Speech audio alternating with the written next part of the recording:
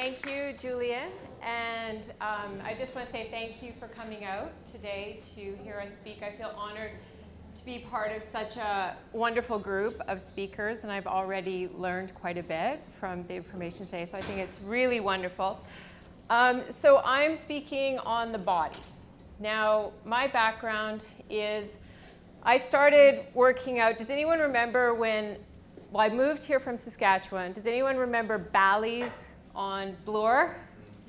Ooh, I thought you'd all be too young for that. Okay. So I moved here from Saskatchewan about 25 years ago.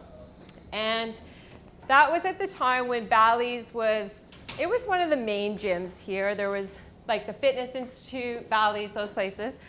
And so I didn't know where to go, so I got a membership at Bally's. And it was, speaking of International Women's Day, mostly guys, mostly very big guys. And as a female going into that environment, you wouldn't feel that comfortable. I was a track and field athlete, so I liked to lift heavy weights, and there were never females in the weight area. Remember, we're 25 years ago. There were females in the class. That was when step class was a thing. And so as the founder of Totum, it came to me that we have to think about how do we do this training? How do we move our bodies?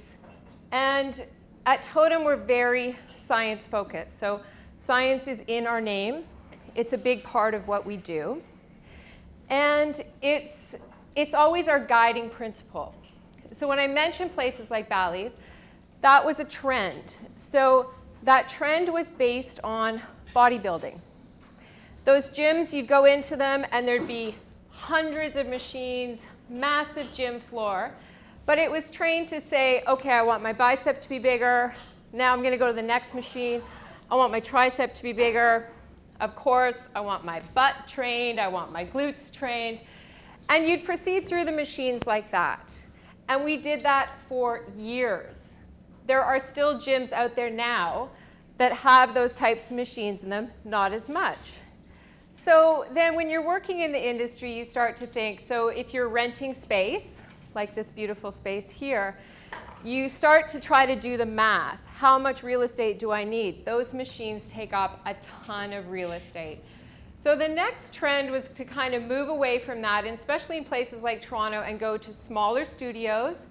And personal training was also kind of gaining momentum.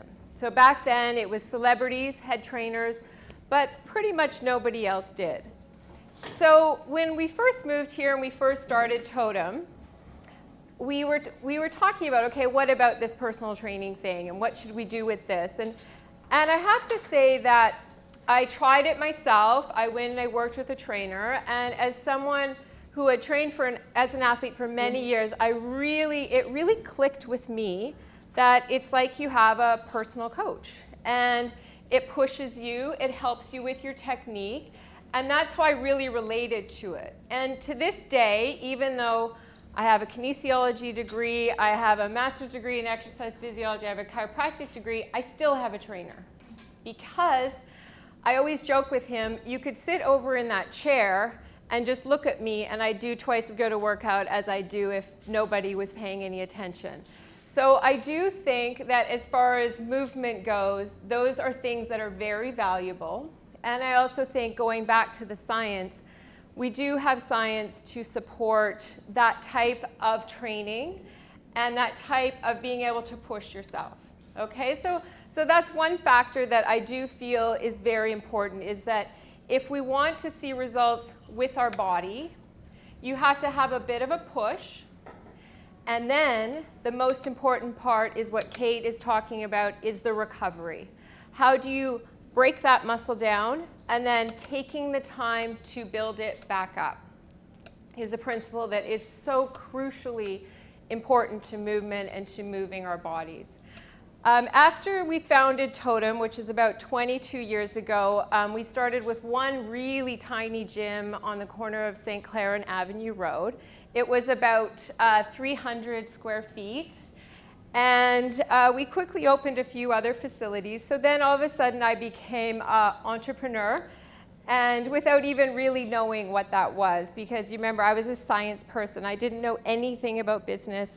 I couldn't read a spreadsheet to save my life, and today I still can hardly do that. Like, thank God there's accountants in this world and people that can help me with that. So I became a leader, and then as part of that, I was invited to go to various conferences and, women in leadership and female entrepreneurs and this type of a thing. And because it's International Women's Day, I think it's interesting to mention I would be at these conferences, and there'd always be a theme. What are we working on this year? Is it resilience? Is it, kind of bringing more women up? They always say, climb the ladder, grab the women below you, bring them up. And it was funny. I had a moment where we were in these small groups, and they said, okay, equal pay. We've got to get to equal pay. So growing up in Saskatchewan, it's a much younger place than Toronto. We don't have all this kind of establishment and like business establishment. It really doesn't exist there because we are so much younger. And my mom was a teacher, so female teachers had equal pay to the male teachers. I grew up working in healthcare forever. So it's the same thing in healthcare. If you're a female physiotherapist, you make the same as the male therapist. If you're a female chiropractor, you make the same. So I remember going into these meetings and saying, so what's the problem? Why are the women being paid differently? And everybody looked at me and they said, women are always paid less. And I said, that's ridiculous. Why would you do that? Why would you pay them less? Why would you not have as many women on your executive? At Totum, we're 100% flat with men and women. And I realized someone basically just said, well, because you can. And that's why we do that.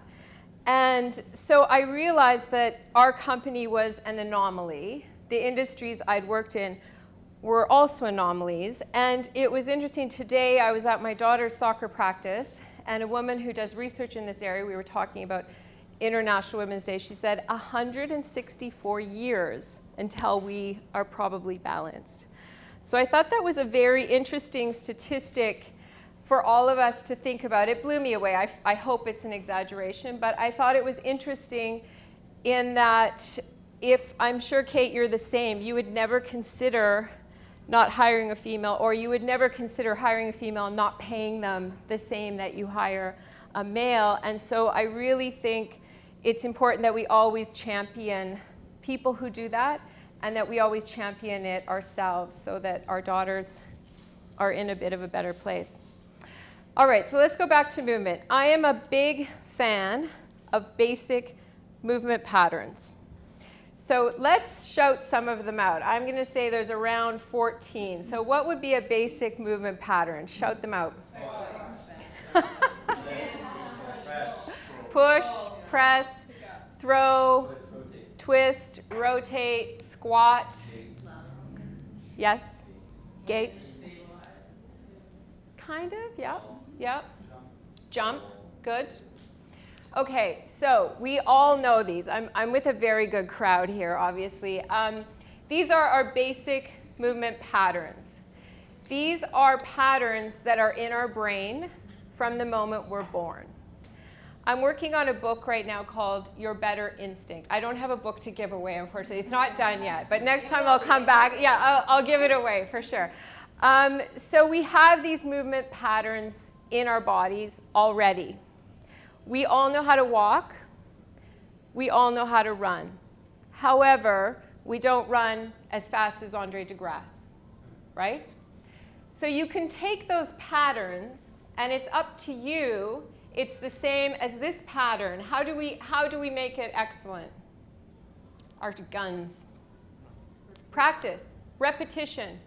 Repetition is so crucially important for our everyday movement patterns because we can refine them, we can improve them, and then we make sure that we don't lose them so that when we are in our 90s, we can still squat. And I don't know if any of you have dealt with aging parents, aging grandparents.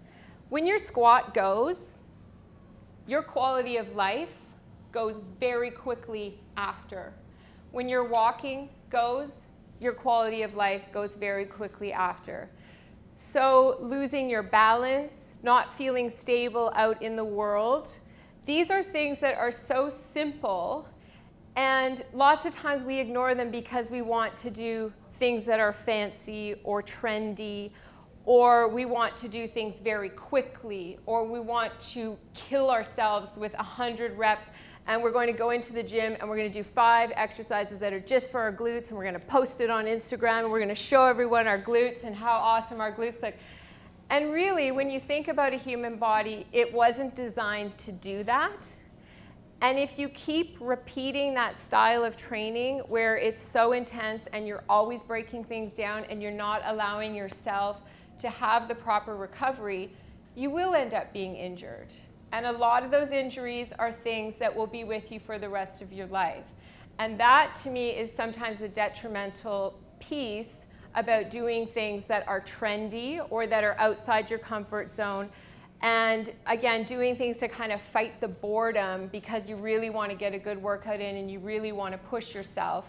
And I really want you to try to really master your basics first. And the ones that I think are extremely crucial are the squats, the push, the pull, walking.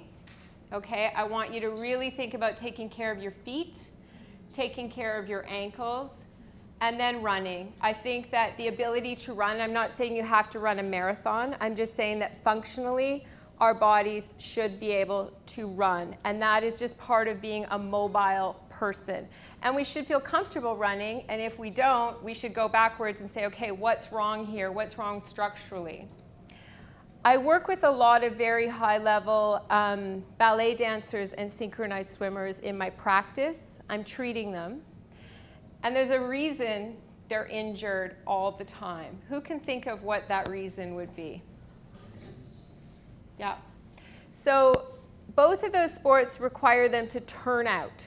So that means they're walking around all the time with their joints turned out. So after years and years of doing this, the medial knee becomes compromised. So we're treating that. And then with the ballerinas, of course, we have all kinds of problems because not only are they turned out, they're standing on the top of their toes. So I did ballet for years, and that's why I have a lot of ballerinas in my practice. And although I love the aesthetic, I love the art form. I think that they are some of the most fantastic athletes I've ever seen or worked with or been inspired by in my life. I do see that activity destroy their bodies, which is such a sad thing because when you look at a dancer, post-career, you're very hard-pressed to find one without knee problems and without feet and ankle problems. And isn't that sad? Because then when they want to go hiking with their kids later, they're in discomfort. So we always use those examples as ways to say, okay, so maybe turned out isn't the best way we should be doing our exercises. You look at all these ballet bar classes and things like that out there. I have nothing against them. I have nothing against any movement that inspires someone to move because that is part of the daily battle. But I really want you to think about when you're in a class and you're putting your body outside of your basic movement patterns. If it hurts, take it back a step, shorten it up a bit. I know we all want to look like J-Lo on the pole with the thing, but maybe it's not meant for all of us, right? So you have to really kind of weigh your choices with the types of movements that we're doing.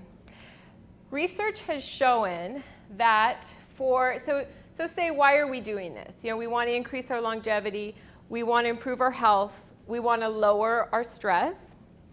So what type of activity do you think is the best for that? Just throw anything out. What type? Yeah. Cycling. Cycling, yes, good. Triple sweat. The class that you teach, yes. Walking. Okay, so you're on the right path. We talked a little bit about ancient eating. Let's go way, way back thousands of years. What did human beings do? We woke up. What did we do? We foraged, right? That's how we got our food. Okay, so here's an interesting statistic. On average, on a day, how many miles do you think we moved back then when we were foraging? Good, it was 19 on average. 19 miles a day we moved. A marathon is 26.2. So just think about that. Every day you moved a marathon. Say you were hunting or you had to get out of the way of some massive creature, you'd have bursts of energy. Those bursts would require strength. They would often require speed. They would probably require agility and balance. Those are the things that we were designed to do. What do you think we do mostly today? Sit. Exactly. What do you think our average in North America? We're not the worst in the world for being sedentary. What do you think our average mileage is today, let's say in Canada? 5. So it's about 3. You're close. So our average is 3.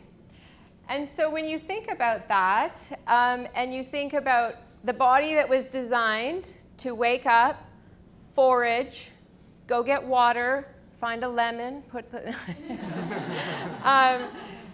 and do that during the day, and then we would rest to eat, because that would be the time that we would be with our community, and that we would take the time to eat, and then we would probably go do it again to get more food because we were hungry again.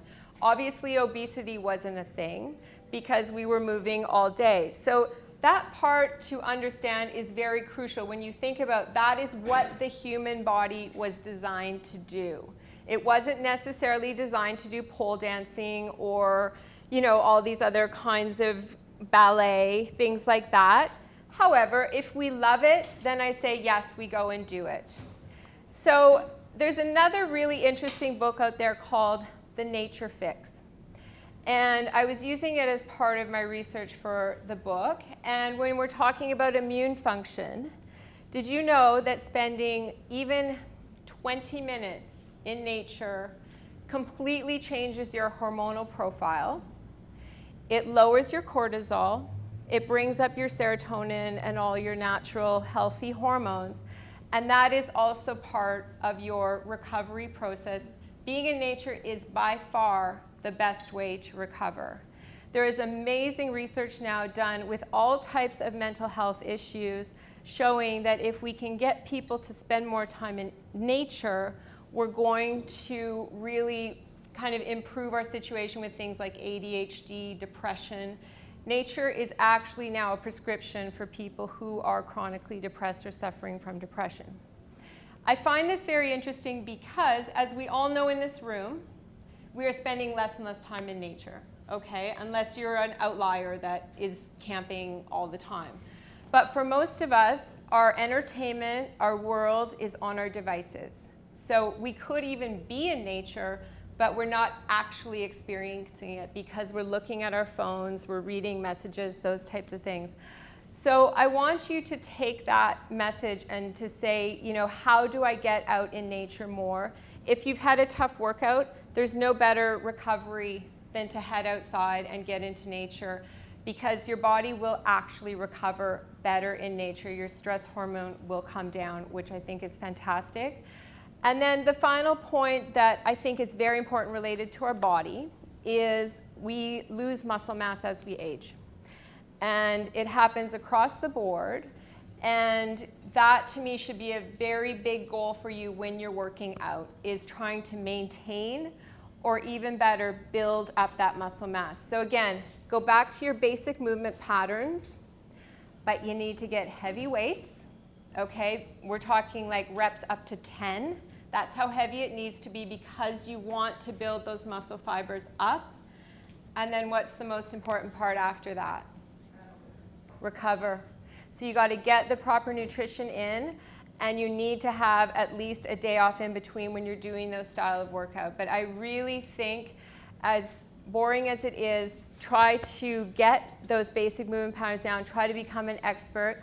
The final thing that has a really major impact on your health and the health of your body is exactly what we're doing here.